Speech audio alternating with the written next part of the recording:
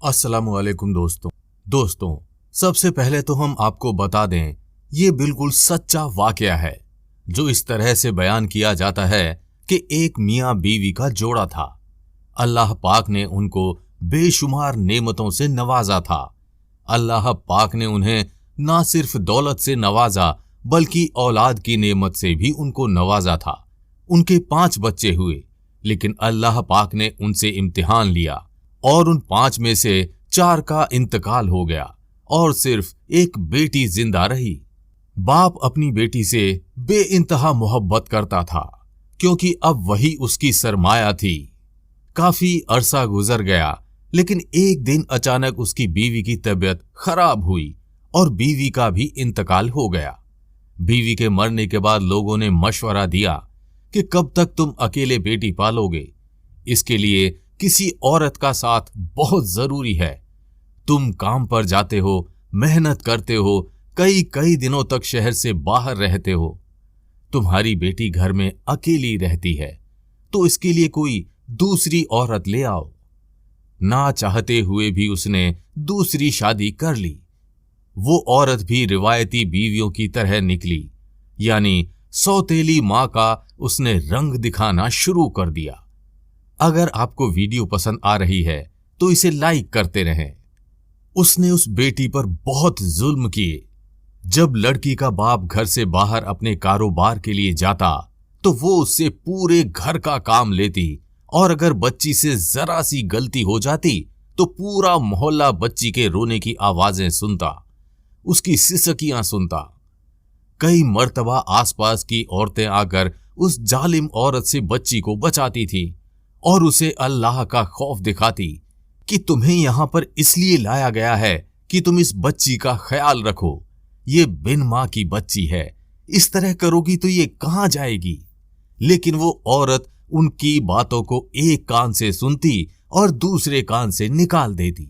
जब उसे महसूस हुआ कि पड़ोस की औरतें ज्यादा ही बातें बना रही हैं, कहीं मेरे शौहर को इस बात की भनक ना लग जाए, तो उसने जुल्म करने का नया तरीका निकाला। अब वो औरत जब भी बच्ची को मारती तो पहले उसके हाथ बांध देती और फिर उसके मुंह में कपड़ा ठूसकर उसे मारती, ताकि किसी को उसकी आवाज ना पहुंचे। अगर उस बच्ची से जरा सी भी गलती हो जाती तो ये औरत लकड़ी गर्म करके उसकी जिल्द को जलाती थी। खाने के लिए सुबह और शाम सिर्फ आधी रोटी और बचा हुआ सालन उसके आगे फेंक देती थी, और खतरनाक सर्दी में भी उसे जमीन पर सुलाती। और ये सब काम वो अपने शौहर की गैर मौजूदगी में करती थी, क्योंकि बाप को अपनी बेटी से बहुत लगाव था। जब भी वो घर आता तो जरूर पूछता, मेरी बेटी कहाँ है, उसने खाना खाया या नहीं, इतने दिनों के बाद आया हूं तो मेरी बेटी को आज मेरे साथ खाना खाना चाहिए। वो अपनी बेटी का बहुत ख्याल रखता था, और बेटी मां के बारे में बाप को नहीं बताती, क्योंकि वो औरत कहती थी कि अगर तुमने अपने बाप को या किसी को भी बताया कि मैं तुम पर जुल्म करती हूं या तुमसे काम करवाती हूं, तो याद रखना तुम जान से जाओगी और किसी को पता भी नहीं चलेगा। तुम मुझे अच्छी तरह जानती हो, इस बात को याद रखना। वीडियो पसंद आ रही है तो इसे लाइक करते रहें। फिर उसने एक दिन वो कर दिया जिसके लिए इंसानियत भी कांप जाती है। अगर कोई दरिंदा भी होगा तो वो भी ऐसा काम हरगिज नहीं करेगा। एक दिन बाप घर आया, उसने खुशी से अपनी बेटी को पुकारा और कहा, मेरी बेटी तुम कहां हो, देखो आज मैं बहुत खुश हूं, तुम्हें खुशखबरी देना चाहता हूं। वो सौतेली मां सोच रही थी कि क्या खुशखबरी देना चाहता है। ऊपर से तो वो हंस रही थी, लेकिन अंदर ही अंदर जलन के मारे बुरा हाल था। इतने में वो बेटी बाहर आ गई। जैसे ही बेटी बाहर आई, बाप ने उसके चेहरे को देखा और कहा, बेटी क्या तुम परेशान हो, क्या तुम्हारी तबीयत खराब है, तुमने मुझे क्यों नहीं बताया, चलो मैं तुम्हें हकीम के पास ले चलता हूं।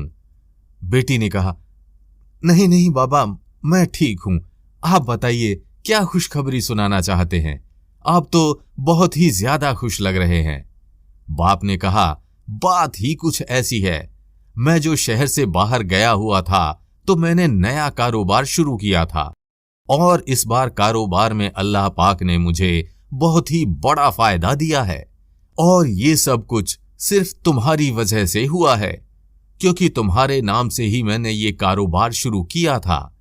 अल्लाह पाक ने मुझे बहुत ज्यादा बरकत दी है और मेरी प्यारी बेटी, अब मैंने फैसला कर लिया है कि मैं आधी जायदाद तुम्हारे नाम कर दूंगा और ये जायदाद हिस्से के अलावा होगी, यानी जायदाद में से जो हिस्सा मिलेगा वो तो मिलेगा ही, लेकिन ये आधी दौलत मेरी तरफ से तुम्हारे लिए तोहफा है, ताकि मेरी दुनिया भी संवर जाए और आखिरत भी संवर जाए।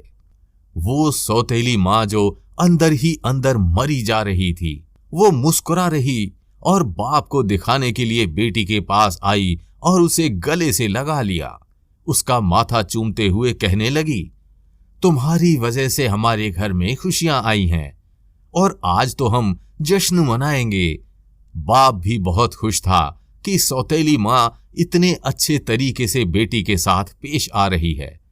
वो सोच रहा था कि उसके पीछे उसकी बेटी पर जुल्म नहीं हो रहा है। अगले दिन उस औरत के शौहर ने कहा, मैं 3 दिन के लिए शहर से बाहर जा रहा हूं। मेरी कोशिश है कि मैं अपना कारोबार इसी शहर में जमा लूं ताकि तुम दोनों के साथ रह सकूं और अपनी बेटी की अच्छी परवरिश कर सकूं। बाप के मुंह से बेटी के लिए मोहब्बत भरे जुमले सुनकर वो तो ऊपर से नीचे तक जल रही थी, लेकिन इस बार उस जालिम औरत ने सोच लिया कि ये शहर से बाहर तो जाएगा, मगर जब वापस आएगा तो इसकी बेटी इसे मिलेगी ही नहीं। शौहर के जाने के बाद उसने अपने हाथों से खीर बनाकर उसमें जहर मिला दिया और बेटी को पास बुलाकर खिलाते हुए कहा कि मेरी प्यारी बेटी, मैंने तुझ पर बड़े जुल्म किए हैं, लेकिन अब मेरी आंखें खुल गई हैं। मैं तुमसे माफी मांगती हूं और देखो, मैंने तुम्हारे लिए खीर बनाई है। आ जाओ, मैं तुम्हें अपने हाथों से खीर खिलाऊं। बच्ची जो मां की ममता के लिए तरसी हुई थी, सौतेली मां के मुंह से इतना सुनते ही उसके सारे जख्म भर गए और कहने लगी, मैं आपसे नाराज नहीं हूं, मैंने आपको अपनी मां ही माना है। चलिए, आज आप मुझे अपने हाथों से खीर खिलाइए। वो सौतेली मां तो यही चाहती थी। उसने मगरमच्छ के आंसू बहाते हुए सारी खीर उस बेटी को खिला दी और कहा, देखो, बहुत प्यार से तुम्हारे लिए खीर बनाई है और मैं चाहती हूं कि बस हम दोनों मां बेटी की तरह रहें। बातों ही बातों में जैसे ही खीर का प्याला खत्म हुआ, उस जहर ने अपना काम दिखाना शुरू कर दिया। उसके पेट में दर्द उठने लगा। उसने कहा, मां, मेरे पेट में दर्द हो रहा है। ऐसा लग रहा है जैसे कोई मेरे पेट में छुरी चला रहा है। मेरी आंतों को कोई काट रहा है। आप किसी हकीम को बुला लो। उसने कहा, हकीम को बुलाने की जरूरत नहीं है, तुम्हें तो मरना ही है।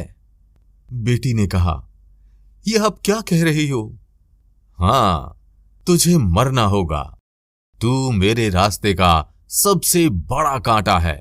तू मेरी खुशियों को खाने वाली एक ऐसी नागिन है जिसको देख देख कर मैं चाहती थी कि कब से तेरा काम तमाम कर दूं, लेकिन आज मैंने अपने मंसूबे पर अमल कर लिया और देख, जो खीर तूने खाई है उसमें मैंने जहर मिलाया हुआ था। अब कुछ ही देर में तू मरने वाली है। ये कहकर वो औरत चली गई। बेटी बेबसी से मां को देख रही थी कि अब तक इसकी हर खता को भुलाया कि शायद उसके दिल में मेरे लिए नरमी आ गई हो, लेकिन इसने तो हद ही पार कर दी।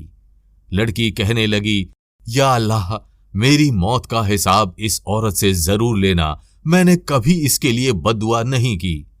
या अल्लाह, मेरी मौत छुपी ना रहे। तू मेरे बाप के सामने इसका राज खोल देना। ये कहकर उसने दम तोड़ दिया। थोड़ी देर के बाद मां आई तो लड़की के मुंह से खून निकल रहा था। उसने तेज छुरी ली और सबसे पहले उसकी गर्दन को उसके जिस्म से अलग किया, फिर उसके बाजू, फिर उसकी टांगे अलग की ताकि एक बोरी में भर सके। जब जिस्म के हिस्से हिस्से हो गए तो उसने उसे बोरी में डाला और एक वीराने में ले गई। वो जोर जोर से हंसते हुए कहने लगी, ऐसी जगह तुझे दफनाया है कि तेरा बाप भी यहां तक नहीं पहुंच सकता। इसके बाद वो घर आ गई।